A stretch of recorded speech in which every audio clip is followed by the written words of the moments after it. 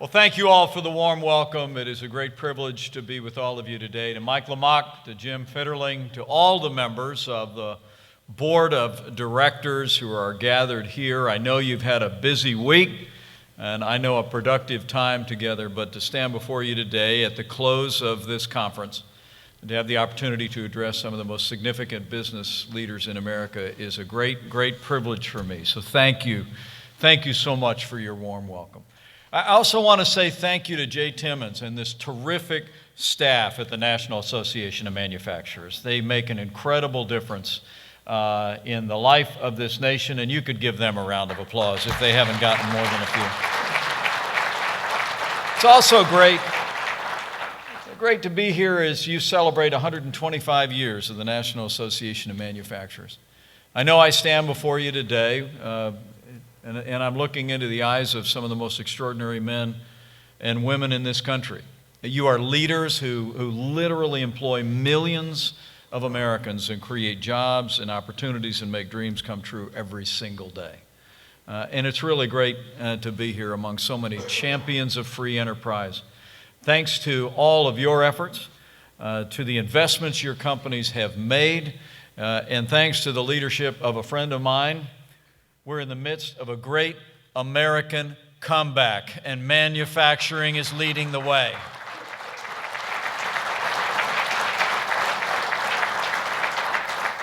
And it's always been true in this country. You know, I think in the long and storied history of America, we've done two things especially well. We make things and we grow things. And all of you in this association and the companies, large and small, that are represented here for 125 years, have improved the lives of the American people. You've strengthened communities. But as I begin this morning, let me also say I'm very aware from my years in the Congress, growing up in a manufacturing state of Indiana, my years as governor, I know I'm standing in front of some of the most generous and conscientious corporate citizens in America. Your companies get behind literally every worthy cause in every big city and small town in America. So why don't you give yourselves a round of applause for what you and your employees do to improve the lives of the American people every day. We're truly grateful. It really is great to be with so many friends in the room. And as I begin, let me bring greetings from another friend of mine and a great champion of manufacturing.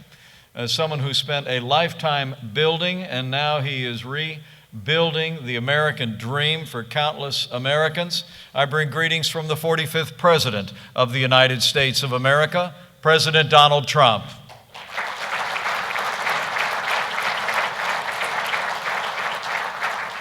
You know, from the day he took that historic ride down the escalator, President Trump promised to the American people that he would be, in his words, a leader that would bring back our jobs and bring back manufacturing. And President Donald Trump delivered and has been fighting to keep that promise every single day.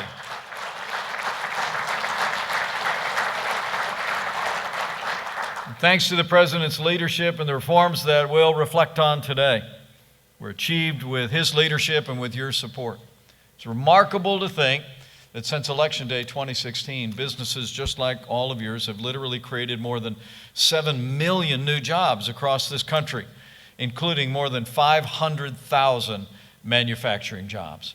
Unemployment's at a 50-year low. The stock market has broken even more records this week, and more Americans are working today than ever before. It really is an incredible accomplishment. And the rise in the stock market I watch the business television shows, probably not as much as you do, but I watch these business television shows and they're always talking about the curves this and the econometrics that and all the fancy talk. But you know, the bottom line is when the 401ks are growing, when the stock market is rising, pensions are growing. And the truth is the policies that the National Association of Manufacturers and all of you got behind have made a difference, strengthening the foundation under working families and retirees across America. And on behalf of all of them, thank you for your support. You've improved the well-being and the future of millions of American families.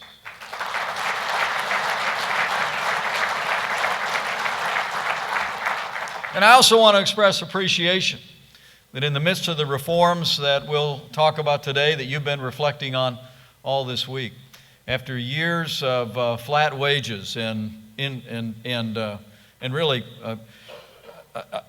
it was a stubborn metric when I was governor of the state of Indiana in a heavily manufacturing state. We just could never get wages to rise outside of a very minimal level. Manufacturing has never been given to the rapid income increases that you see in some other sectors of the economy. But I'm proud to report today that wages are rising at the fastest pace in more than a decade. Companies like all of you around this room are investing in your workers as you have not done for more than 10 years. And what's most exciting, as I travel all across this country, in South Carolina yesterday, is that wages are rising most rapidly for hard-working, blue-collar Americans. American business is investing in working Americans again. Thank you for that.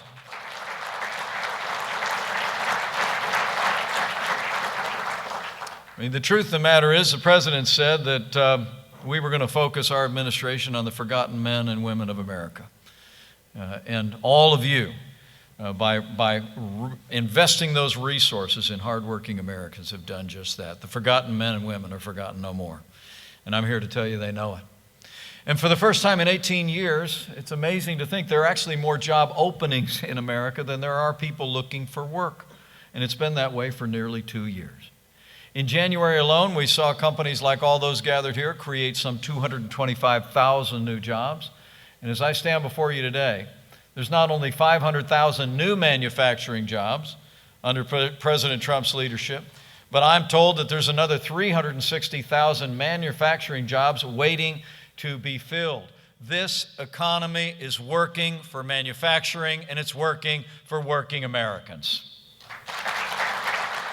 In fact, under the president's leadership, we've seen the best year for manufacturing job creation, Jay, in more than 20 years. It's really been a remarkable time. The most manufacturing job openings recorded in 18 years, the highest levels of optimism among manufacturers ever recorded. And thanks to the strong support of NAM and the leadership of this president, American manufacturing has come roaring back. It's remarkable to think about the difference over the last 3 years. I mean, the last president actually saw this country lose 200,000 manufacturing jobs. And I remember out on the campaign trail, the last administration actually asked the question, what magic wand do you have? I mean, the assumption was manufacturing was never going to come back. I remember hearing that very same thing when I was leading the state of Indiana as governor. But you thought different. President Donald Trump thought different. We didn't need a magic wand. We just needed a leader in the White House who believed in manufacturing. We just needed President Donald Trump in the Oval Office. It's made the difference. And it didn't just happen. You all know in our first year in office, the president went right to work to pass the policies that we had campaigned on that he knew as a lifelong entrepreneur and business leader would make it possible for companies like all of those gathered here to invest in ways to create jobs and bring manufacturing and all of American business back. The president signed the largest tax cuts and tax reform in American history in our first year. We cut taxes across the board for working families, but also for businesses large and small. And I was in those negotiations. I remember the president being insistent that we had to cut the corporate tax rate. We had one of the highest tax rates in the developed world, and we cut it to below the average. We eliminated the death tax for nearly every American small business. We gave businesses the ability to deduct 100% of the cost of equipment. And because of the president's tax cuts and because of the confidence that you all have shown, I'm told we've already seen $1 trillion of investment brought back into this country from overseas, and members of the NAM have seen the impact on manufacturing firsthand. It's really been remarkable. I mean, all of you got behind these policies of tax cuts and all the reforms that we've advanced, and then you put them into practice. You didn't wait. I remember when we were talking about immediate expensing, the president said, we've got to do things that will encourage companies to move and to move quickly to get the American economy rolling again. And all of you did. I mean, last month I met a business owner from Illinois at the White House, and she's been using her tax cut to invest $500,000 in new equipment, hire 20% more workers, raise wages by 25%. She increased health insurance contributions and provided 401k match. And I think she's actually with us here today. HM Manufacturing, Nicole Walter, where are you? Let's give her a big round of applause. Take a bow, Nicole. Wow. Great job.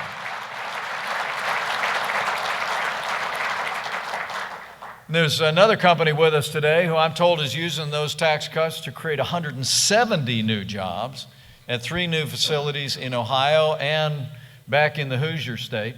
Been providing training for students at local schools and helping to train up that whole new generation of hardworking and prosperous Americans. So would you join me in recognizing BWX Technology and Rex Jeviden. Rex, where are you? Take a bow, will you? Great job, Rex. Fantastic. I mean, it really is amazing. I mean, when I remember when we were out on the South Lawn and the president put his signature on that tax cut, just a couple days later, we started hearing about companies that were bonusing employees and taking the kind of action that we just celebrated a minute ago. And I remember the president kind of hit me on the shoulder in the Oval Office, and he said, "Did you think people would like be handing out bonuses like in the first few weeks?" I said, "I didn't even know." I mean, it was you all had a vote of confidence immediately. You said to your workers, you said to your employees, you said to the American people, this is what we need. And it literally revived the confidence of the American people. In fact, yesterday I was just in South Carolina.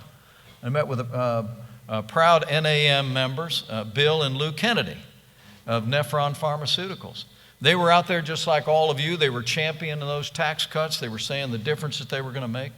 And literally within hours, Jay, you know this story, literally within hours of when the president signed the tax cuts into law, they gave every employee at Nephron Pharmaceuticals a 5% raise. It was an incredible contribution. And you could give them a round of applause. I just think the world of those special people. Great growing company. And I just heard they're getting ready to invest another $80 million to expand their facility outside Columbia. It's incredible. And it's really working. And you all know it's working. You don't need me to wrap up your conference here today to tell you this is a booming economy. And I'm really here just to pay a debt of gratitude. And not just gratitude from our administration, but can I just also express appreciation on behalf of working Americans. I mean, the truth is Bill and Lou and Nicole and Rex are emblematic of all of the members of NAM. You've been investing in your companies, investing in working Americans, thanks to the policies of this president and this administration, and you've really revived the confidence of the American people and opened doors of opportunity. And make no mistake about it, and you know it when you walk the line at your company or you head down to the company cafeteria. They know what's going on. I mean, it's amazing to me. I hear a lot of debate on the other side of the aisle that's trying to talk down this economy, and I think they're going to have a real problem selling that to the American people. I mean, people know what's happening. They got more money in their pockets. I mean, literally, the average American household today has more than $5,000 in their pockets in disposable income every year, thanks to the policies that NAM has supported. And they know it. I got to tell you, I took a day-and-a-half vacation. It's what we call a spring break in my line of work. We went down, I don't know if you all know Fort Myers is a place called Sanibel Island. It's just off Fort Myers, Florida. The president goes to Palm Beach, I go to Sanibel Island. Karen and I were sitting out on the beach, Jay, true story. We were sitting out on the beach, had sunglasses on, ball caps, thought we were incognito, right? Except that the local newspaper all, had told that we were on the island. We love going there, been going there for 30 years. And anyway, we were sitting on the beach, and these two big boys in Budweiser shirts, tattoos down their arms, came walking by. And one of them looked at me, and he stopped, and he pointed at me, and he said, "You're Pence." And I said, "Yes, sir, I am." And he looked at me, and he said, "Well, listen, you got to tell the president to keep doing what he's doing, because I made twice as much money last year as I made the year before." And I told him I would. I promised him that. And I did. I did. And then he took 2 steps away, kind of smiling to himself. He turned back around. He said, and I don't know what you do, but keep doing what you're doing too. And I told him I would. I mean, it's amazing.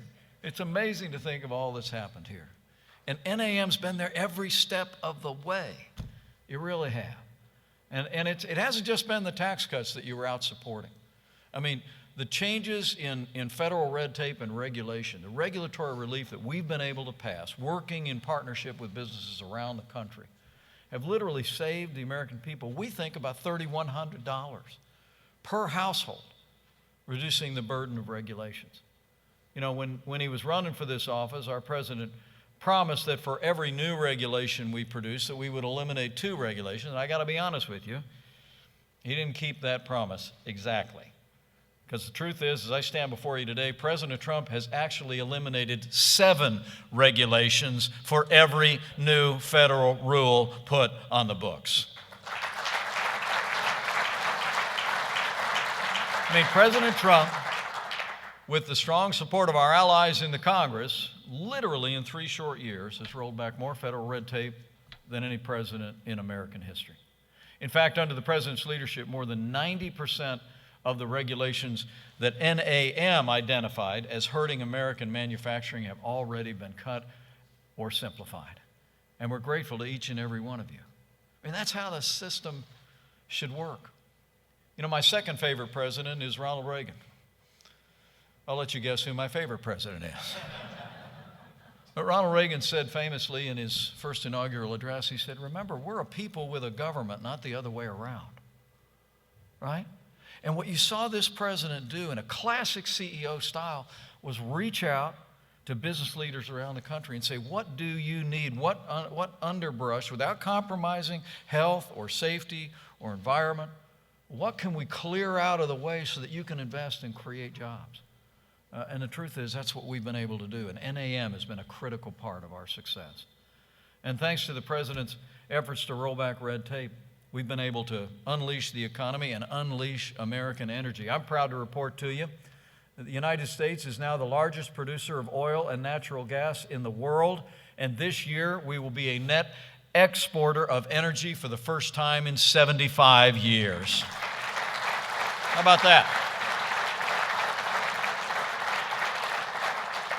So it's been about tax cuts, regulation, it's been about unleashing American energy, but it's also been about trade. And this president's been fighting every day for free, fair, and reciprocal trade. We've been working to open up markets, but open up markets in a way that puts American jobs, American manufacturing, and American workers first. Just the last month, it's been an incredible month of progress. While the Congress was spending their time on other matters, you saw President Trump sign phase 1 of a new trade deal with China that for the first time includes the beginning of protections of intellectual property and will increase manufacturing exports by $50 billion in the next 2 years. It's a beginning. China's already begun lifting tariffs on American products. They've pledged to end currency manipulation. But President Trump has made it clear. He's made it clear to President Xi and had me make it clear to President Xi and all the leadership of China that while our hearts go out to them as they struggle now with the coronavirus, America is going to continue to stand strong for American jobs and American workers. We're going to continue to negotiate to level the playing field for American enterprise with China. The era of economic surrender is over.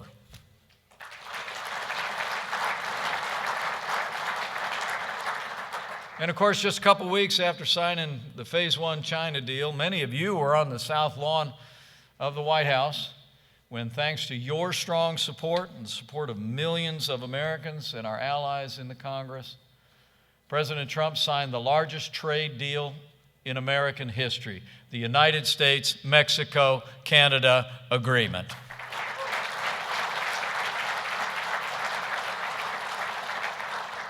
Really is an incredible accomplishment. We were talking, Mike and Jay and I were talking backstage, many members of the board, about the incredible accomplishment, which we believe would not have been possible with the strong support of business and the strong support of all the business leaders gathered here. We all know the impact that NAFTA had for decades before President Trump took office. I don't have to tell all of you.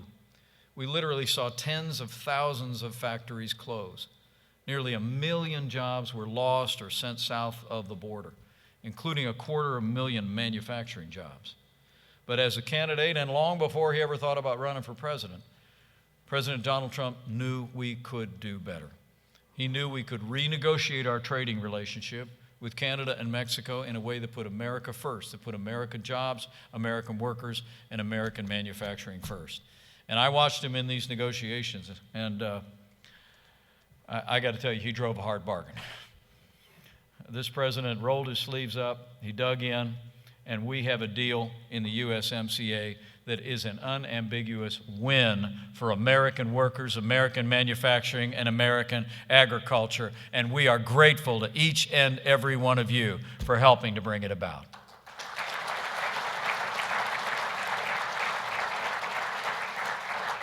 I mean, the truth is, under this president's leadership, we've already seen, thanks to companies like all of yours, 12,000 new factories built in this country. We think the USMCA, thanks to your strong support and the support of millions of Americans, is going to create another 600,000 new jobs, including, we think, about 50,000 manufacturing jobs right out of the gate. It really is remarkable to think. And it's not just more jobs, it's going to be better jobs. Our best estimates suggest that with the growth that the USMCA is going to drive in this country, we're projecting to see wages increase overall, and the biggest increases are projected to go to manufacturing workers as manufacturing continues to strengthen in this country. And I know that without the strong support of the NAM, all of that might not have been possible. You know, it's remarkable to think you and your members held more than 1,000 meetings with members of Congress. You hosted events for the president, for myself, at great companies like Caterpillar, JLS, Automation, Shot North, Patriot Industries. And I traveled literally to 18 states at the president's direction. I might have been stopping in the districts of freshman Democrats in Congress just to make our point. But it was NAM every step of the way that was there saying, for manufacturing, for America, we need the USMCA. So on behalf of the President of the United States and working Americans everywhere, thank you, NAM, for your support of the USMCA. You made a difference. You made a difference. So we've made great progress. We've made great progress opening markets around the world, unleashing American growth through tax cuts, regulatory reform, and the like. But I also came here today, as I did last time we spoke, to ensure you that we're going to continue to work to make sure that the American people have the skills and the training to meet the needs of a growing, competitive manufacturing industry of the future. Now, this association actually tells us that nearly 2/3 of America's manufacturers are concerned about finding workers with the right skill. Just a few days after a survey of NFIB found that while business optimism is near an all-time high, 1/4 of America's small businesses as well, including manufacturers, express concern about what you all call the skills gap. And I want to assure you that we are focused entirely on that issue. The good news is, in the last administration, we literally saw 500,000 people leave the American workforce.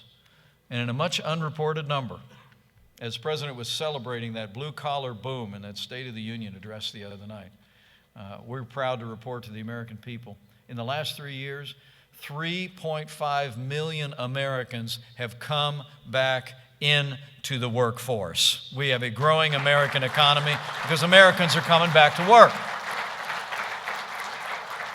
And make no mistake about it, there's still a lot of people on the sidelines. Our best estimate, according to our Council of Economic Advisors, is there's still literally 5 to 6 million able-bodied adults on the sidelines in this economy. And that's why opportunities to educate, to train, to give people the background and the training to seize the good-paying jobs in companies like yours are more important than ever before. And as we gather here today, I know it's just 2 days after you launched a Creators Wanted campaign. I'm proud to report that President Trump will continue to back the efforts just like that one to create job training and vocational education, make it more accessible than ever before.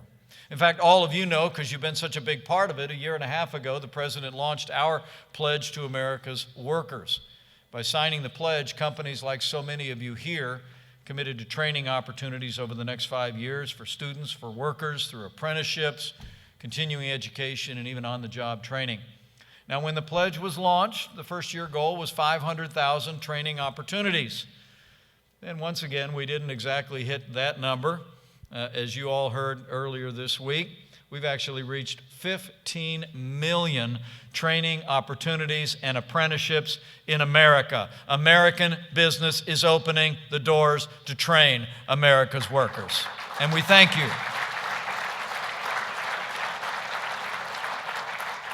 I mean, the President and I couldn't be more grateful. The people in this room, we've secured training for nearly 1.2 million manufacturing workers across this country.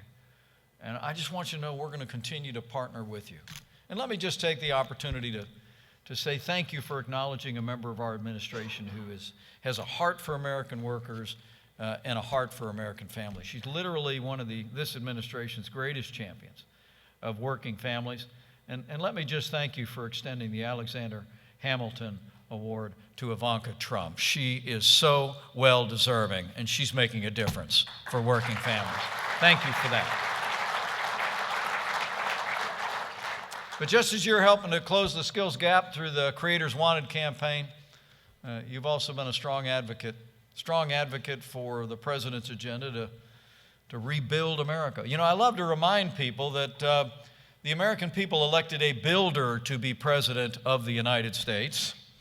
And I promise you, you've never had anyone in the Oval Office more committed to rebuilding America's roads and bridges and airports and ports than President Donald Trump.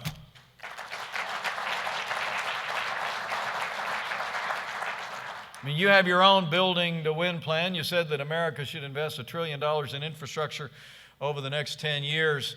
And I'm sure you all took notice of the fact that with the strong support of NAM, the President just released our budget that called for $1 trillion of investment in infrastructure over the next 10 years. And we're going to work our hearts out to get it done.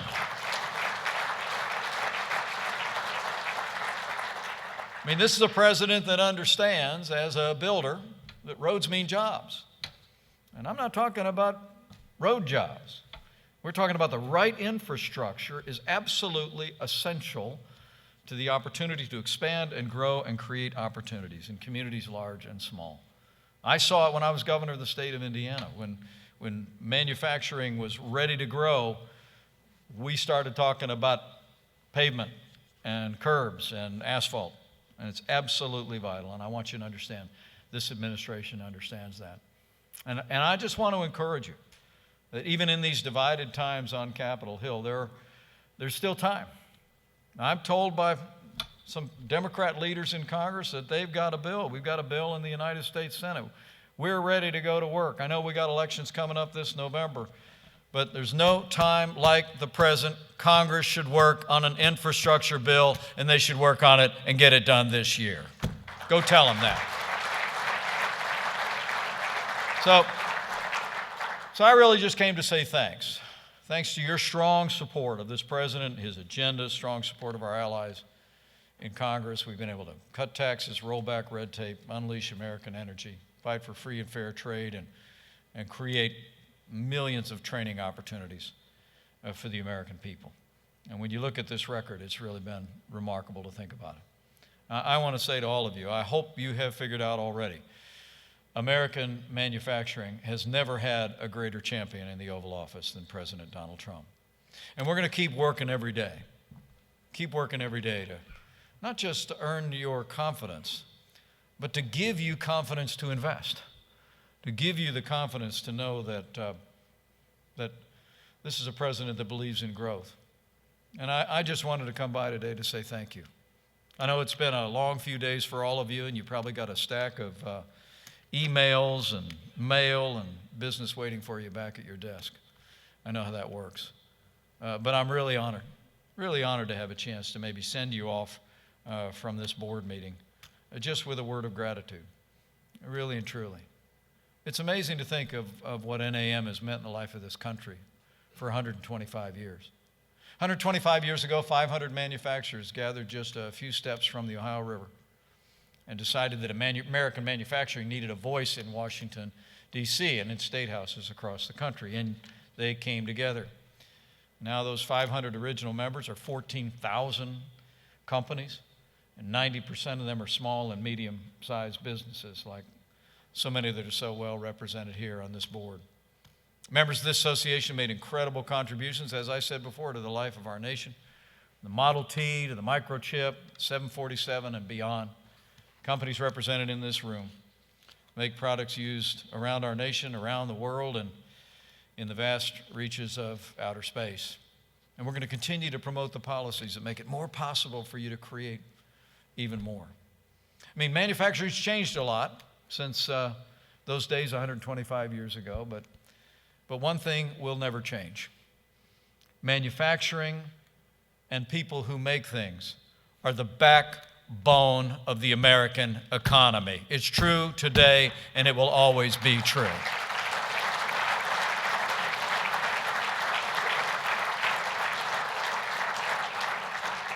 So I'll make you a promise, this president, this vice president, and our administration are going to continue to work as we revive the American economy together, as we keep this boom growing. So I want to encourage you to keep supporting all the policies we've talked about today, and keep supporting the people that support them. I mean, we've got a little election coming up here in a few months, and we'll be grateful for your support.